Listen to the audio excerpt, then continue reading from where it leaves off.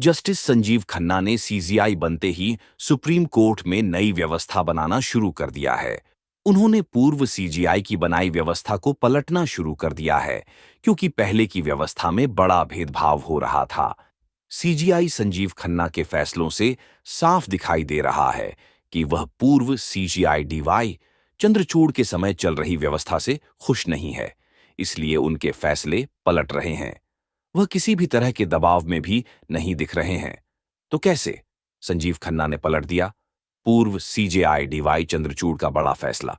इसी पर आज हम अपनी स्पेशल रिपोर्ट में करेंगे बात। नमस्कार, मैं आराधना। तो शुरू करते हैं हमारी यह खास रिपोर्ट। तो जस्टिस डीवाई चंद्रचूड़ 2 साल तक सीजीआई रहे। उनका कार्यकाल विवादों से भरा रहा। वैसे तो जस्टिस चंद्रचूड़ अपने अनुशासन के लिए जाने जाते थे, लेकिन उन पर कई आरोप भी लगाए जाते थे। कई विवादों से उनका नाता रहा। आम लोगों का सबसे बड़ा दुख था कि सुप्रीम कोर्ट में उनकी सुनवाई ही नहीं होती है।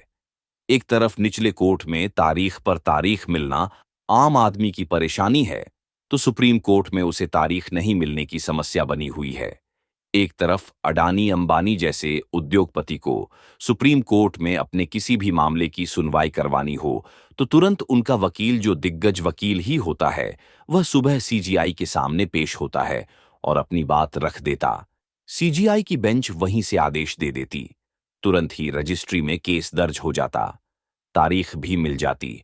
जबकि आम आदमी की इतनी हैसियत ही नहीं होती कि वह महंगा वकील कर पाए, और वकील महंगा नहीं होगा तो वह सीजीआई के सामने सीधे उपस्थित भी नहीं हो पाएगा। ऐसे में सवाल यह भी उठने लगे थे कि क्या आम आदमी के लिए कानून अलग है और खास के लिए अलग? लेकिन अब सीजीआई संजीव खन्ना ने साफ कर दिया है कि पहले की व्यवस्था अब नहीं चलेगी। सीजीआई संजीव खन्ना ने साफ कह दिया है कि अब मामलों को तत्काल सूचीबद्ध करने और उन पर सुनवाई के लिए मौखिक उल्लेख करने की अनुमति नहीं दी जाएगी। सीजीआई ने वकीलों से कह दिया है कि अगर उन्हें अपना केस दर्ज कराना है, तो इसके लिए वह ईमेल या लिखित पत्र भेज सकते हैं। आमतौर पर तो वकील दिन की का रवाही की शुरुआत में सीजीआई की अगुवाई वाली पीठ के समक्ष अपने मामलों पर तत्काल सुनवाई के लिए उनका मौखिक उल्लेख करते रहे हैं। लेकिन अब इस परंपरा को बदला जा रहा है। इसे लेकर चीफ जस्टिस ने कहा कि अब कोई मौखिक उल्लेख नहीं होगा, केवल ईमेल या लिखित पर्ची या पत्र के जरिए ही तत्काल सुनवाई के लिए अनुरोध स्वीकार किया जाएगा। बस उस पत्राचार में वकीलों को तत्काल सुनवाई की आवश्यकता के कारण बताने होंगे। सीजेआई खन्ना का यह कदम एकता के अधिकार को बढ़ावा देने की दिशा में काफी अहम माना जा रहा है। बता दें कि पूर्व सीजेआई डीवाई चंद्रचूड़ के कार्यकाल के दौरान मौखिक उल्लेख की परंपरा ने वकीलों को मौखिक रूप से तत्काल केस की लिस्टिंग का अनुरोध करने की अनुमति दी थी। हालांकि इस व्यवस्था का फायदा आम लोगों को कम ही मिल पाता था। कई बार बड़े उद्योगपतियों के मामले में, चाहे वह उनके पक्ष में हो या उनके खिलाफ, ऐसे मामले तुरंत मौखिक सुनवाई के बाद सूचीबद्ध हो जाते थे, क्योंकि सीजीआई की बेंच के सामने सुबह दिग्गज वकील ही उपस्थित होकर अपनी बात रख पाते हैं, जो जूनियर वकीलों को इस तरह का मौका नहीं मिल पाता है। वैसे इस व्यवस्था का कभी-कभी फायदा पुलिसिया कार्रवाई और विध्वंस के मामलों में राहत पाने के लिए भी किया जाता था।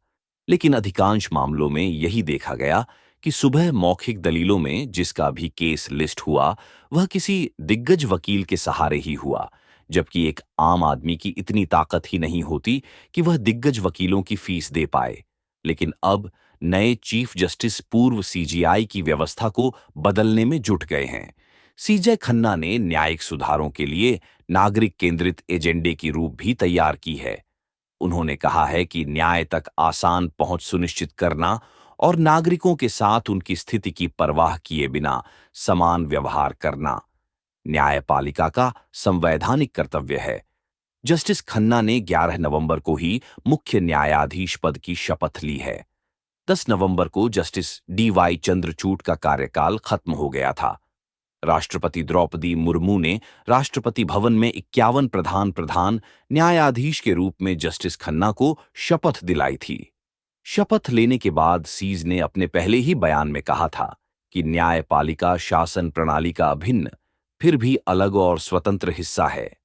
संविधान हमें संवैधानिक संरक्षक, मौलिक अधिकारों के रक्षक और न्याय के सेवा प्रदाता होने के महत्वपूर्ण कार्य को पूरा करने की जिम्मेदारी सौंप है।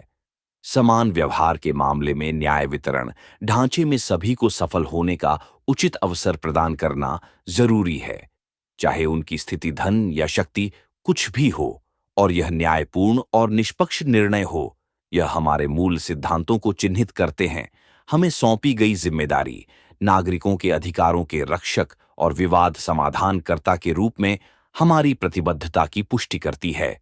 हमारे महान राष्ट्र के सभी नागरिकों के लिए न्याय तक आसान पहुंच सुनिश्चित करना हमारा संवैधानिक कर्तव्य है।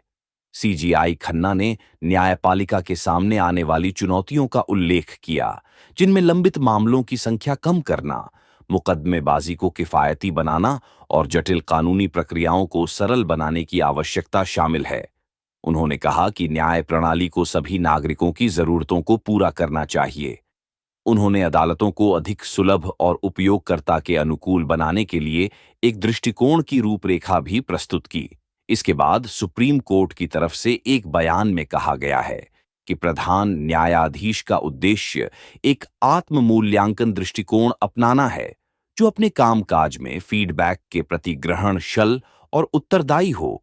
इसमें कहा गया है कि नागरिकों के लिए फैसलों को समझने योग्य बनाना और मध्यस्थता को बढ़ावा देना भी प्राथमिकता में होगा। वैसे बदलाव सुप्रीम कोर्ट के कॉलेजियम में भी हुआ है। दरअसल सुप्रीम कोर्ट और हाई कोर्ट के जजों को चुनने के लिए एक तय प्रक्रिया है, जिसे सुप्रीम कोर्ट कॉलेजियम कहते हैं। इसमें सुप्रीम कोर्ट के सबसे सीनियर जज शामिल होते हैं। केंद्र इसकी सिफारिशों को स्वीकार करते हुए जजों की नियुक्ति करता है। नए सीजीआई को लेकर सिफारिश हमेशा वर्तमान सीजीआई की तरफ से की जाती है। जैसे जस्टिस संजीव खन्ना को सीजीआई बनाने की सिफारिश जस्टिस डीवाई चंद्रचूड़ ने की थी, वैसे परंपरा के तहत सुप्रीम कोर्ट में अनुभव के आधार पर सबसे सीनियर जज ही चीफ जस्टिस बनते हैं।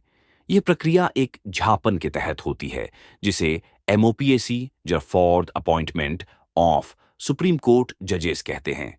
बात सुप्रीम कोर्ट कॉलेजियम की करें तो इसमें संजीव खन्ना सीजीआई बनने के बाद अब 5 सदस्य सुप्रीम कोर्ट कॉलेजियम के वो अध्यक्ष बन गए हैं और न्यायमूर्ति एएसओ का इसके नए सदस्य हैं।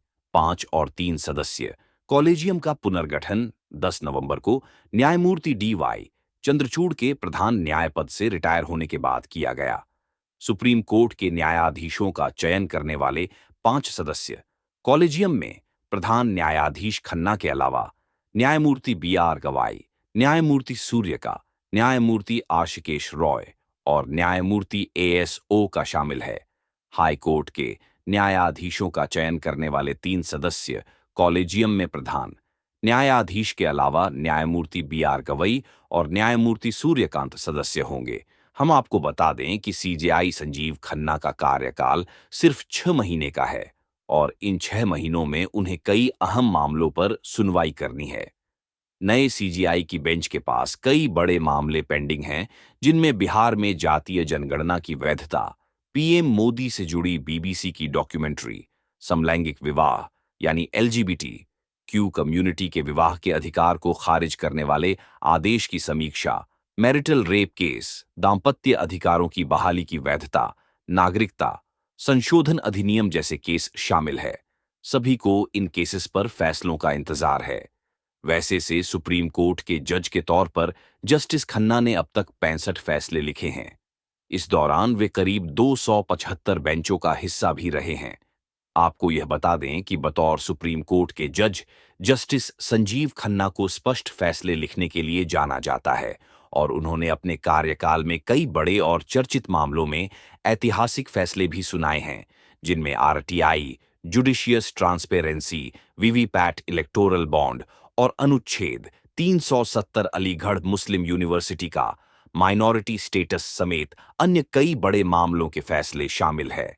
अब अगर इलेक्टोरल बोर्ड मामले की ही बात करें तो सुप्रीम कोर्ट ने इस योजना को असंवैधानिक बताते हुए इसे बंद कर दिया था। इस दौरान जस्टिस